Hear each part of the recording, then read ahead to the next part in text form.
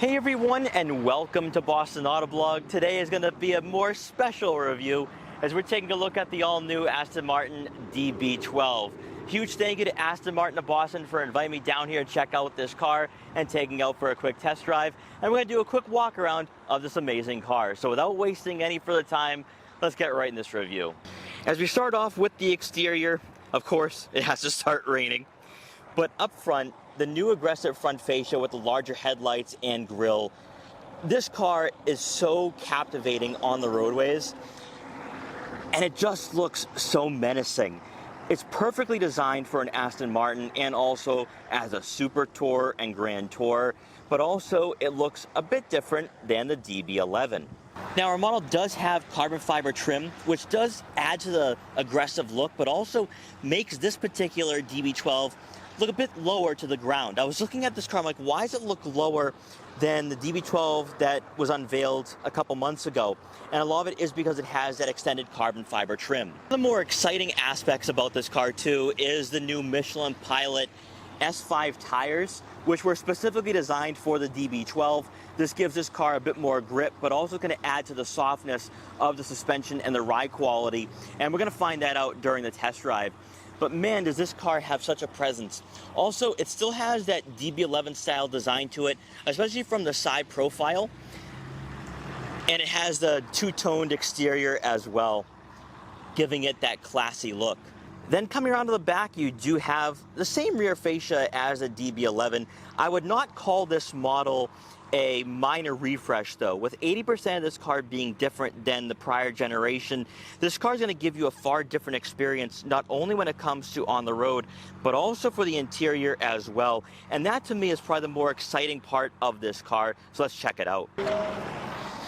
Now, stepping inside the new Aston Martin DB12, the interior is far more enticing and captivating than the DB11, and a lot of it is because you do have new technology and the way the dashboard has been designed. Now, there are a few aspects that have been taken from the DB11 and also other Aston Martin products that are currently in the lineup, such as the seat controls, but also you still have some of this Mercedes-Benz like technology that still makes its way into this car, especially on the steering wheel. You can definitely see that they were inspired by that, even though they are moving away from that Mercedes-Benz era that we saw with the DB11 and most likely with the current Vantage. You're greeted by a full digital gauge cluster, which is really high quality and also unique. It doesn't look like other digital gauge clusters in this market, which to me, I think at least gives this car more of a special design.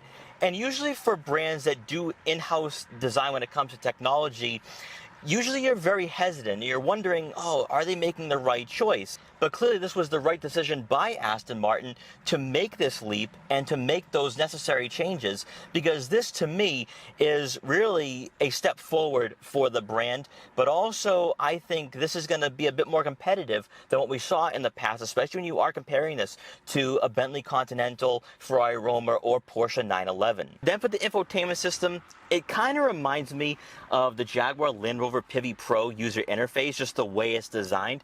Now, it is set up more like a tablet, and that was what Aston Martin did have in mind with this infotainment system and user experience. And it's very easy to use, and at least on this model, pretty responsive. I know that other reviewers back, I think it was probably July or August when this car was first unveiled, they were saying that the infotainment system and digital gauge clusters were a bit lagging, and even Aston Martin had said that they were a couple updates behind when it came to the finished product. And right here, it's all responsive, very easy to use, and there's very little lagging, if any, at all. So it is production ready, and I'm sure that this model is not a pre-production model. Now, this gives me a lot of hope for this user interface moving forward and what Aston Martin is trying to accomplish, especially with their new technology for the 2020s. But it gets even better for me, especially as you start looking at the dashboard layout, where you do have physical buttons, you have physical knobs for the volume and tuning and fan speed. Also, you do have the small little gear shifter that reminds me of the Porsche 911. So they've definitely been inspired, and they're also going head to head with some of those manufacturers in this market. But it's so rare to see manufacturers go with buttons, and I think that's something that we're going to see other manufacturers follow in this footsteps, just because there has been some pushback on touchscreens and also going away from buttons. But more importantly, though, is the comfort. And these seats, even though they have not been redesigned necessarily, I'm noticing that the bolstering is a bit more aggressive and really fits the personality of what the DB12 is all about.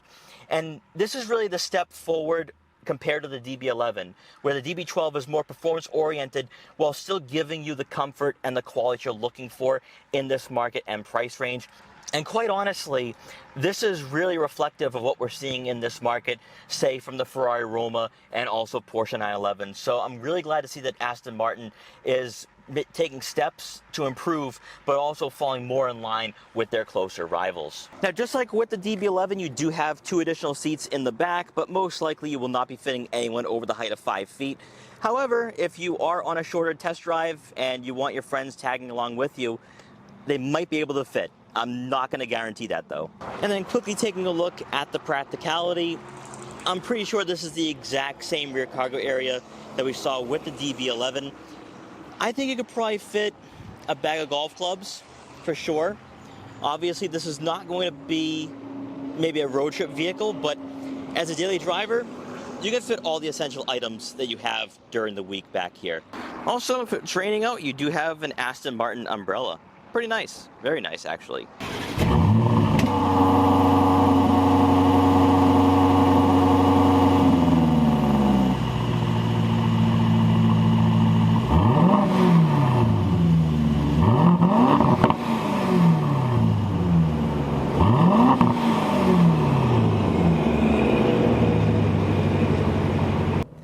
Alright, so we are taking a test drive in the all-new 2024 Aston Martin DB12. Now, I have gone through most of the Aston Martin lineup, and one thing that I have really learned to love is that they're beginning to change up what their brand identity is. So we've always looked at them as being these really classy grand tours, but now we're going into more of this direction of being performance-oriented and going head-on against Porsche, Ferrari, and Bentley.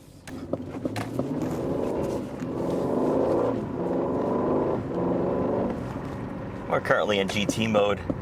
Pretty good acceleration there. One thing that really stands out immediately when it comes to the driving and handling characteristics is that the steering is far lighter than it was before in the DB11. Now, what is interesting here is that Aston Martin is referring to the DB12 as the Super Tourer. And when you really think about that for a minute, what is the Grand Tour market in 2023? Because we could go back to, say, 2007 to 2017. You had the Maserati Gran Turismo, Aston Martin DB9, and the Bentley Continental. These are heavy luxury cars that are powered by either V8s or V12s. And they're luxurious. They're not going to be all-out sporty. And there's a clear distinction between a Grand Tour and an exotic car like a Lamborghini Gallardo, Lamborghini Huracan, and an Audi R8. But for the DB12, this is something very different. With 80% of this model being completely different compared to the DB11, this has more of an on-edge experience while still also retaining a sense of class and sophistication that maybe we're not necessarily seeing anymore in this market. Now, I have driven the Ferrari Roma, and the Ferrari Roma to me is an extremely light car and one that I do think is a bit more aggressive and difficult to drive. Now, of course, when I did review that car, it was in the winter and 35 degrees on summer tires, so that car was not going to stay planted on the road at all. But what I've noticed with the DB12 is that it's far different than the DB11. Maybe not necessarily in terms of design, but when it comes to how it performs, how it handles, this is something that I think is far more special. And I think a lot of that is enhanced by the fact you do have better technology that is an in-house design for Aston Martin. And usually for a lot of in-house designs for technology, you start getting a bit concerned there because you're like, okay, this isn't like what we see from the Germans or even the Italians. But quite honestly, this is a very nice, high-quality digital gauge cluster and infotainment system that I think is going to age quite well. I'm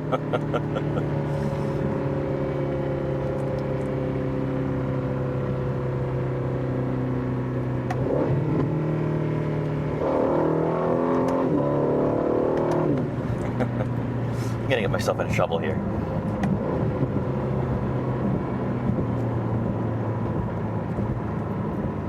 Now in Sport Plus mode, this car comes to life.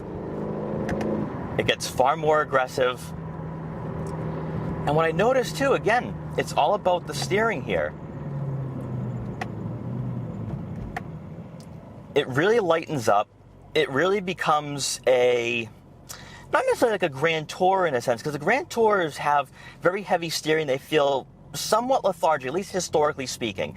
Today in 2023 with the Mercedes-Benz AMG GT, even the Aston Martin Vantage, which is kind of a sports car, I guess now is really considered a Grand Tour, but still, this is really a far cry and a significant difference from where we were last year with the last generation DB11. Aston Martin has been very firm as to what they want to do with this platform, really going head-to-head with Porsche and Bentley, and we're starting to see that when it comes to the interior designs. Everything is really high class and also really high quality. What I also love too is the dashboard, because you have physical buttons, and this kind of reminds me of what Porsche used to have. And Porsche today, they've gone all with the haptic feedback buttons. They've also moved away from the physical buttons that would be found on the dashboard, which I think a lot of traditionalists might not love. But with the Aston Martin DB12, you can definitely see what their inspirations were and who they're going after.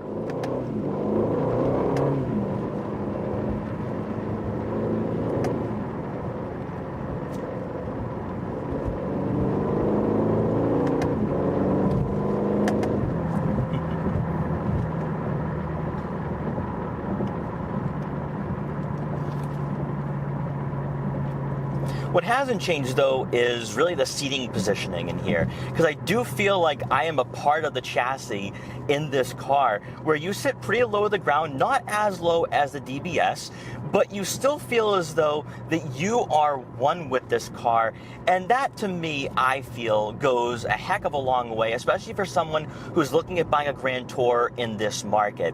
Now, one thing I do want to point out, though, is that with this car, and really with Aston Martin in general, it's all about being sophisticated and being more in the line of maybe more posh.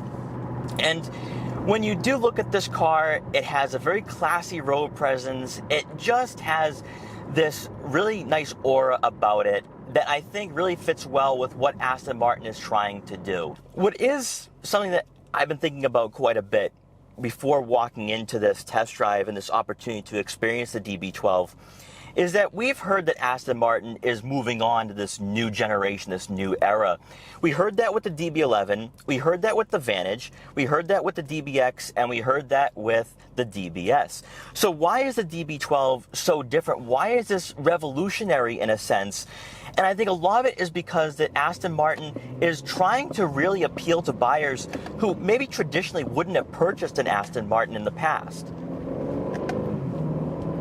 This isn't a laid-back Grand Tour like it used to be. The DB11, you could just hop right in, relax, and enjoy a long drive, maybe down to Cape Cod or up to the mountains, whereas this is a bit of a different experience. Well, typically I am somebody who prefers having heavier steering. The lighter feel is almost right out of Ferrari, which I think is a bit interesting and ironic considering that Aston Martin is hiring Ferrari or former Ferrari employees to really work and re-engineer what these cars are all about. And I personally like it. But at the same time, as they have lightened up the steering, they stiffened the chassis significantly. And that was the real difference between the Vantage and the DB11. The DB11 was really your traditional Aston Martin, the car that was really softer, and you felt that, especially with the V8. Now, I did not review a DB11 with the V12, but with the V8, it was definitely a car that you could say, okay, this goes head-to-head with, say, a Maserati Gran Turismo, or even that Ferrari Roma. But this, to me, is one leap above where we were last year at this time. And as I make my way back to Aston Martin of Boston on this quick test drive, if you are somebody that is a traditional Aston Martin buyer, you've purchased a DB11 and you're interested in making the choice of upgrading to the DB12, you're still going to find yourself right at home here. Yes, the driving dynamics are different, but it's still a Grand Tour at the end of the day, or a Super Tour, as Aston Martin is really, I guess, coining that new phrase, that new market. But it is setting a tone for where this segment is going in the future, because if you have driven other Grand Tours like the DB11, there's a certain style of driving that you get with it, even when you do put it in its most aggressive settings. Whereas with the DB12, this is really balancing performance, something that you would get with, say, a DBS, while also still getting the comfort and the ride quality that you want to have for a car in this price range, especially under $300,000. Personally, if I was to cross-shop this with the Ferrari Roma, I find this to be a bit more comfortable and a bit more enjoyable to drive, especially if you're somebody who is not going to go all out, maybe even 8 or 9 tenths when you are accelerating or just driving on a back road. However, if you are somebody that maybe felt that the DB11 wasn't giving you the steering feel or the agility you were looking for, that's where the DB12 changed all of that. It's almost as if Aston Martin listened to all the critiques that the DB11 had and buyers had towards the DB11 and fixed all of that, making this really a fantastic car in this market. But also it feels very much like its rivals. And I think a lot of that is due in part that they've moved away from the old school Mercedes-Benz layout with the old school Mercedes-Benz technology, and they've embraced their own design. And that, I think, is admirable and also really tells you what Aston Martin is willing to do to really grow this brand, not only when it comes to on-road, but also on the track as well. And I think that's where Aston Martin will be gaining a lot of new customers, and I think a lot of excitement over the next few years. And that, guys, is a quick review of the Aston Martin DB12. If you like this video, please like, comment, share, and subscribe for more. Also, once again, huge thank you to Aston Martin of Boston for letting me come down here and check this car out. I'll leave all their links in the description below so you can check out their extensive Aston Martin inventory, but also check out their new location in Westwood. Take care and have a great day.